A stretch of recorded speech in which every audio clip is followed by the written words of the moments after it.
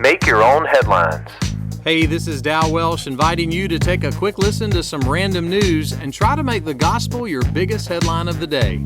Today's podcast is sponsored by Canfield Umbrella Frames and the letter B.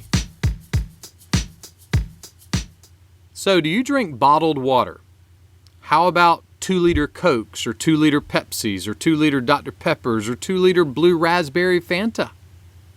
Have you ever saved up those bottles and built a boat out of them? Well, Andrew did. Andrew's a teenager from Ada, Michigan, and he collected 1,154 water bottles, 33 2-liter bottles, and a couple of 1-gallon jugs, and he built a boat, like a real boat, like it can hold 3 people while it's floating. What did he name his boat made out of bottles? The SS Boatle. That's pretty good. Andrew wants to be a naval architect, and he's hoping the SS Boatle will eventually help him sail into a prestigious college. Speaking of boats, why does a scuba diver fall backward out of a boat? Because if he fell forward, he'd still be in the boat. It had been a wild few weeks. Jesus had been crucified, then he rose from the grave. He had appeared to the disciples and hundreds of other people, and Simon Peter was there for all of it. But then there was a moment when Jesus wasn't there.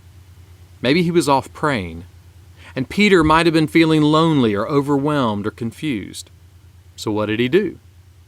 The Bible says that Peter turned to some of the disciples and said, "I'm going fishing." He put into practice a very important principle. When you don't know what to do the next thing. Whatever the next thing is, just do it. It might be fishing, it might be cooking, it might be working, it might be sleeping, it might be crocheting, it might be frog gigging, but do the next thing. Peter did the next thing. And you know what happened? Jesus met up with him while he was fishing. Jesus met him in the next thing. If you need a way to keep your boat afloat in this life, do the next thing. Make that one of your headlines today.